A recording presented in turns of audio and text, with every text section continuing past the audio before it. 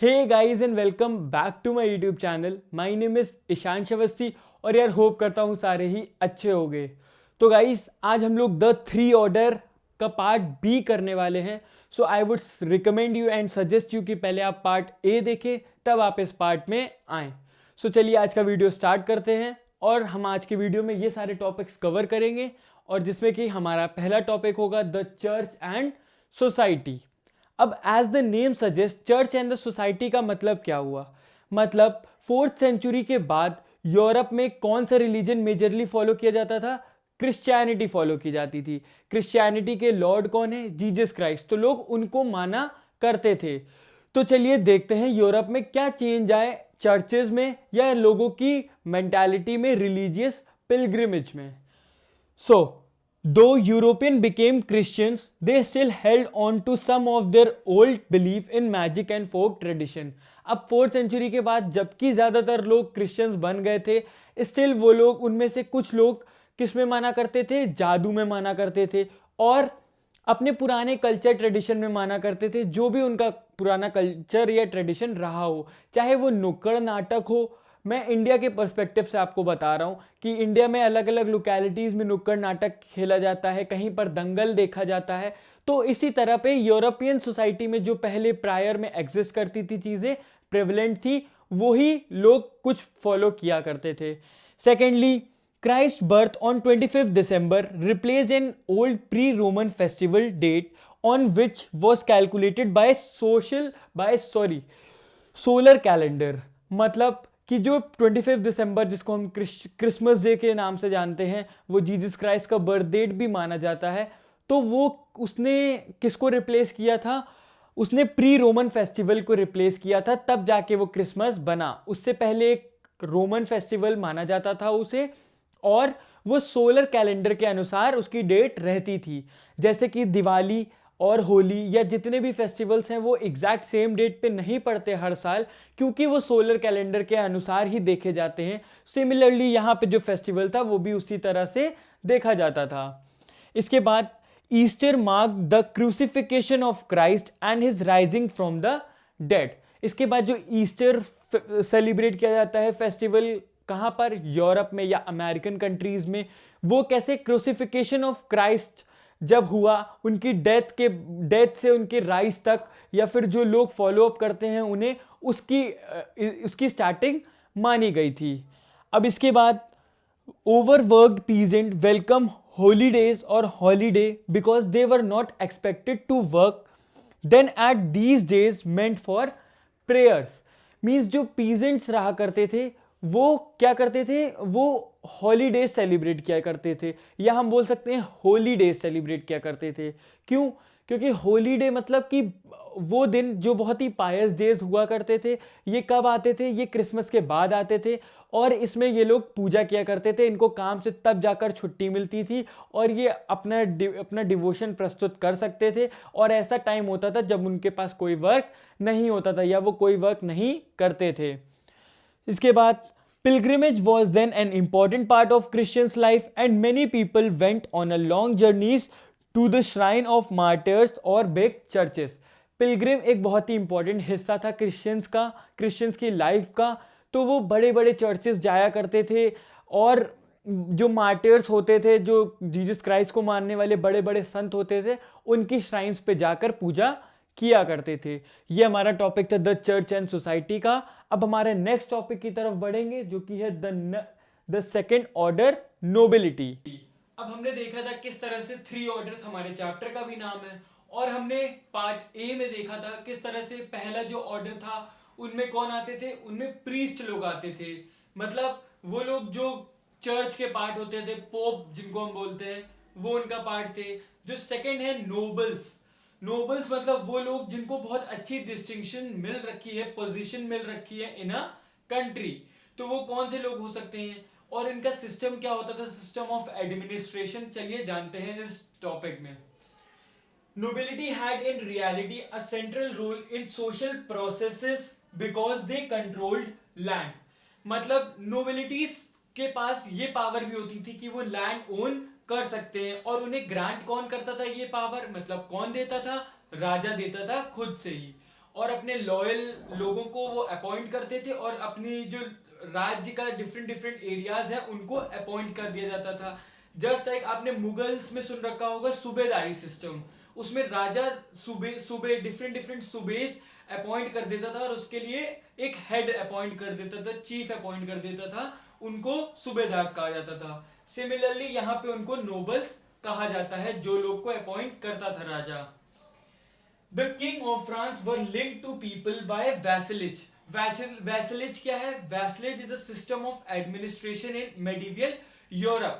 मतलब कि किस तरह से हमने देखा फ्यूडल सिस्टम चलता था मेडिवल यूरोप में, मतलब एडमिनिस्ट्रेशन डिवाइड था मिलिट्री में, एडमिनिस्ट्रेशन में और डिफरेंट डिफरेंट सेगमेंट्स में। तो इसमें हायरार्की वाइज सिस्टम चलता था, जैसे कि राजा होगा वो पूरा हेड ऑफ द स्टेट होगा, वो अपॉइंट करेगा डिफरेंट डिफरेंट नोबलमेंस, और उसी समय पैरेलल में कौन चलेगा? चर्चेस। और ये लोग किसको कंट्रोल करते थे? थर्ड ऑर्डर को, पीजेंट्स, आर्टिसन और कॉमन पर्सन को। So the big land owners were vassals to king, मतलब जो बड़े लैंड होल्डर्स थे वो किंग के वैसल्स थे, किंग के सबऑर्डिनेट थे। और जो बिग लैंड ओनर्स थे उनके सबऑर्डिनेट कौन थे? पीजेंट्स या कॉमन पीपल, मींस वो उन पर हुक्म चला सकते थे। इसके बाद the noble enjoyed a privileged status, he has an absolute control over his property। तो जो नोबल्स थे वो एक प्रिविलेज, एक अच्छा उनको दर्जा मिला हुआ था सोसाइटी में, सब उनको रिस्पेक्ट की नजरों से देखते थे और उनके पास अपनी पूरी प्रॉपर्टी का ऑथराइजेशन था। जैसे कि पीजेंट्स अपनी प्रॉपर्टी पर क्लेम नहीं कर सकते थे, राजा जब चाहे तब उनकी प्रॉपर्टी हटा सकता है, बट नोबल्स के पास ये पूरी ऑथराइजेशन खुद से थी। इसके बाद the Lord held his own code of justice and could even coin his own money and troops. जो लॉर्ड हुआ करते थे, जो कि नोबल मैंस का ही पार्ट थे, उनके पास अपनी खुद की ट्रूप मतलब सेना है थी, वो अपने कॉइन्स बना सकते थे, खुद से स्टार्ट करवा सकते थे, और इनकी खुद की कोड ऑफ जस्टिस हुआ करती थी जहां पर लोग अपनी शिकायत लेकर आया करते थे। तो आपने नोबेलिटी भी समझ लिया। हमारा नेक्स्ट टॉपिक देखेंगे द मैनोरियल एस्टेट। द मैनोरियल एस्टेट का मतलब वो जगह जहाँ पे राजा रहा करता था, लॉर्ड रहा करता था और उसकी फैमिली रहती थी। आपने हर एडमिनिस्ट्रेशन में देखा होगा महल, राजमहल्स होते हैं। सो उसी को मैनोरियल एस्टेट कहा जाता था इन यूरोपियन सोसाइटी। और उसमें हर रोज़मर्रा की ज़िंदगी में जो भी चीज़ें रिक्वायर्ड होती हैं वो वहाँ पर प्रेजेंट होती थी। तो चलिए मैनोरियल एस्टेट के बारे में जानते हैं। A lord has his own manor house. He also controlled villages. Some lords controlled hundreds of villages where peasants lived. और कुछ lords तो hundreds of villages संभाला करते थे उसी manor house में रहकर। Almost everything needed for daily life was found on the estate. Means manorial estate में हर वो चीज़ पाई जाती थी जो कि डेली यूज़ के लिए रिक्वायरमेंट होती थी। रोटी, कपड़ा, मकान और चर्च होती थी वहाँ पे। सोल्जर्स भी रिक्रूटेड होते थे और भी डिफरेंट डिफरेंट चीज़ें वहाँ पे होती थी। They contained pastures where cattle and horse grazed. There was a church on the estate and castle for defense. Means वहाँ पर पैस्चर लैंड मतलब वो लैंड जहाँ पर घास उगी होती है और वहाँ पे जानवर जाते हैं घास चरने, तो वो तक का प्रेजेंट था उस एस्टेट में। हर वो चीज़ प्रेजेंट थी जो कि एक इंसान को रिक्वायर्ड होता है through out his life. The manor could not be self-sufficient as salt, millstone and metalware had to be obtained from outside sources. अब हम इतनी सारी चीज़ें होने के बावजूद भी इसको सेल्फ सफिशिएंट नहीं कह सकते। क्यों? क्योंकि यहाँ पे कुछ चीज़ें ऐसी थी जो नहीं मिल पाती थी, जैसे कि सॉल्ट उनको बाहर से ऑब्टेन करना पड़ता था या मंगाना पड़ता था। मिल स्टोन्स जिससे कि घर बनते हैं, कैसल्स बनती हैं, उसे भी मंगाना पड़ता था। एंड मेटल वेयर जो टूल मेकर होते हैं वो सब भी बाहर से मंगाने पड़ जाते थे। तो ये था हमारा द मैनोरियल एस्टेट। हमारा जो नेक्स्ट टॉपिक है वो है द नाइट्स। तो नाइट्स कौन थे और नाइट्स की रिक्वायरमेंट क्या पड़ी? जो कि 3 एस्टेट्स बने थे, क्या उनमें सफिशिएंसी नहीं थी? तो इसका आंसर है नो। क्यों? क्योंकि अभी तक जो भी सोल्जर्स थे यूरोपियन सोसाइटी में प्रायर टू 9th सेंचुरी, वो कौन से थे? पीजेंट सोल्जर्स थे, जिनको जो कि किसान थे या कॉमनर्स थे, but during war they were recruited as army man, मतलब वॉर के दौरान या लड़ाई के दौरान उनको सोल्जर्स बना दिया जाता था। तो वो उनके पास स्किल तो होती नहीं थी जो भी वेपन्स होते थे उनको चलाने की, तो इसलिए बहुत ज़्यादा चांसेस रहते थे वॉर हारने के। तो इसलिए किसको बुलाया गया? द नाइट्स को। कहाँ से बुलाया गया? कहीं बाहर से नहीं, विद इन द कंट्री में उनको स्किल्स प्रोवाइड करी गई, सिखाया गया, जिससे कि नाइट्स बन गए और वो रिक्रूट होते थे within army. From 9th century there was a frequent localized war in Europe, और वॉर बहुत ज़्यादा होने लगे 9th सेंचुरी के बाद। अभी 4th सेंचुरी से 8th सेंचुरी तक पीसफुल चला। विद इन मतलब कि लोकल वॉर्स होते थे बट आउटसाइड नहीं होते थे। बट 9th सेंचुरी के बाद क्या हुआ? वॉर्स बहुत ज़्यादा फ्रीक्वेंटली होने लगे। तो the amateur peasant soldier were not sufficient, a good cavalry was required. जो एमेच्योर मतलब जो बहुत ज़्यादा स्किल्ड नहीं थे, पीजेंट सोल्जर्स थे, वो वॉर नहीं लड़ पा रहे थे या वो हार रहे थे, तो जिसकी वजह से एक proper cavalry means force, armed force चाहिए थी टू विन द बैटल्स। तो this led to the growing importance of a new section that is knights. इसी के चलते एक इंपॉर्टेंट जो सेक्शन था जो कि नाइट्स थे, उनकी इंपॉर्टेंस और ज़्यादा बढ़ गई। The lord gave knights a piece of land, fief जिसे बोला जाता था, and promise to protect it. जो लॉर्ड होते थे, राजा होते थे, वो क्या करते थे? नाइट्स को एक पीस ऑफ लैंड दे देते थे जहाँ पे वो अपनी फैमिली के साथ रह सकता है, चर्च बना सकता है या अपनी पसंदीदा काम कर सकता है। But in return of that वो क्या करते थे? जो अपनी लैंड से उनको रेवेन्यू जनरेट होता था, उसका कुछ पार्ट राजा को दिया करते थे और प्रॉमिस किया करते थे उनके लिए वॉर लड़ने की या बैटल्स लड़ने की। देखते हैं, in exchange knights paid his lord a regular fee and promise to fight for him in war. I hope आपको समझ में आया होगा नाइट का पार्ट। अब हमारा जो नेक्स्ट टॉपिक है उसकी तरफ बढ़ते हैं। It is about third order peasants, free और अनफ्री। अब जो 3 ऑर्डर थे उसमें पहला हमने देख लिया क्लर्जी, हमारे पार्ट 1 ऑफ द वीडियो में। ये हमने इस पार्ट में हमने नोबिलिटी देख लिया। अब जो तीसरा है वो क्या है? कॉमन पीपल्स की बात हो रही है, पीजेंट्स की बात हो रही है, और उसमें भी पीजेंट्स 2 कैटेगरी में डिस्टिंग्विश थे, फ्री एंड अनफ्री। मींस जो फ्री हैं यानी कि बंधुए मजदूर हैं, और या तो वो फ्री हैं। तो चलिए देखते हैं इस टॉपिक में। Peasants were in majority and were of 2 kinds. पहले जो थे वो थे फ्री पीजेंट्स और दूसरे थे सर्फ्स। सर्फ्स को हम बोल सकते हैं दे वर द बॉन्डेड लेबर्स। क्यों? क्योंकि जो लॉर्ड्स होते थे वो इनको अपने यहाँ काम पर रखते थे और इनसे सारे काम लेते थे, बट इनको वेजेस नहीं देते थे, और जो भी ये लैंड में काम करा करते थे उसका प्रोडक्शन भी पूरा खुद रख लेते थे। कौन? लॉर्ड्स।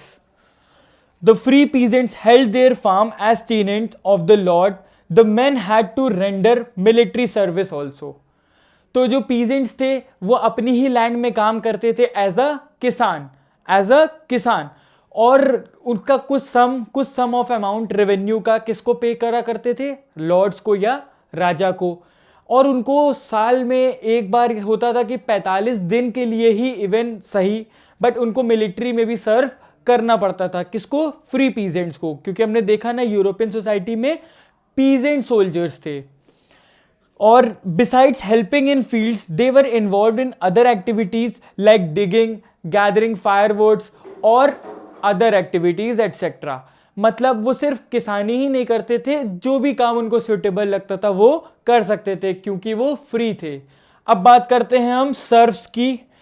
तो सर्फ्स क्या थे? सर्फ्स भी किसान थे, but they cultivated plot of land, but these belong to lord. ये भी किसानी करते थे, खेती करते थे, डिफरेंट वर्क करते थे लॉर्ड्स के लिए, और सारा प्रोडक्शन कौन रख लेता था? The production is given to lord खुद अपने पास, या राजा खुद अपने पास सारा प्रोडक्शन रखता था, उसको एज अ बॉन्डेड लेबर बनाकर रखा हुआ था। They receive no wages and could not leave the estate. उनको कोई वेजेस भी नहीं मिलते थे और वो एस्टेट भी छोड़कर नहीं जा सकते थे। मतलब वो बंधुआ मजदूर थे, कंप्लीटली वो फोर्स वे में रखे जाते थे एक किंगडम में या एस्टेट में। आई होप आपको समझ में आया होगा द थर्ड ऑर्डर। अब हम चलते हैं आज की वीडियो के लास्ट टॉपिक की तरफ, जो कि है इंग्लैंड। इंग्लैंड यूरोप का कितना इंपॉर्टेंट पार्ट है ये आप यूरोपियन यूनियन से ही अंदाज़ा लगा सकते हैं। यूरोपियन यूनियन में ही 2 परमानेंट मेंबर्स हैं यूनाइटेड नेशन सिक्योरिटी काउंसिल के। कौन कौन? इंग्लैंड और फ्रांस।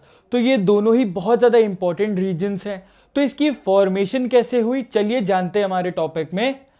तो feudalism developed in England from 11th century onwards. तो जो फ्यूडलिज्म था मींस जो हायरार्कियल वाइज जो डिवीजन था, एडमिनिस्ट्रेशन, लॉ और भी डिफरेंट ज्यूरिसडिक्शन, वो कहाँ से आया इंग्लैंड में, कब से आया? 11th सेंचुरी से। The Angle and Saxon from central Europe has settled in England in 6th century. तो यहाँ पे हम देखते हैं कि जो सेंट्रल यूरोपियन के जो 2 लोग थे या 2 प्रजातियां थी, वो कहाँ चले गए? वो चले गए इंग्लैंड में। और उसके बाद उस समय उसका नाम इंग्लैंड नहीं था, बट उसके बाद क्या हुआ? The country name England is the variant of angel land. तो जो एंजल सेटल हुए थे इंग्लैंड में जाकर, उन्हीं का वेरिएंट है इंग्लैंड, जो कि हम आज की डेट में नाम प्रोनाउंस करते हैं। In 11th century, William the Duke of Normandy crossed English Channel with an army and defeated Saxon king of England। तो एक ड्यूक, जो ड्यूक्स थे, हमने देखा ना किस तरह से ड्यूक्स को हराकर ये लोग जीते थे यूरोप, बट स्टिल अब फिर जब ड्यूक आए इधर इंग्लैंड के पार्ट में, उन्होंने हराया सैकॉन्स को और रूल करने लगे। कब से? 11th सेंचुरी से। सो गाइज ये इंग्लैंड था, इंग्लैंड की फॉर्मेशन थी। तो गाइज हमने आज के सारे पार्ट्स कंप्लीट कर लिए हैं। एक बार हम लोग क्विक रिकैप करते हैं। सबसे पहले हमने चर्च के बारे में जाना, पोप के बारे में, कि जो फेस्टिवल्स मनाए जाते हैं क्रिश्चियंस में वो किस तरह से प्रेवलेंट हैं। इसके बाद द सेकेंड ऑर्डर्स के बारे में हमने जाना, जिस तरह पहला क्लर्जी था, सेकेंड नोबिलिटीज था, तो उसके बारे में हमने जाना। द मैनोरल एस्टेट, ये जो किंग का एक एस्टेट होता है, राजमहल होता है जहाँ पे सारी फैसिलिटीज अवेलेबल होती हैं, उसके बारे में जाना। इसके बाद हमने द नाइट्स के बारे में जाना। नाइट्स कौन होते हैं? Knights were the fighters. इसके बाद द थर्ड ऑर्डर के बारे में जाना, जो कि बहुत ही लार्ज स्केल में था, मेजॉरिटी में इसकी पॉपुलेशन थी। और लास्ट में हमने अभी द इंग्लैंड के बारे में जाना। सो गाइज अगर आपको वीडियो अच्छा लगा हो then please do like, comment, अपने दोस्तों के साथ शेयर करो और चैनल को भी सब्सक्राइब कर लो। And stay tuned for next part.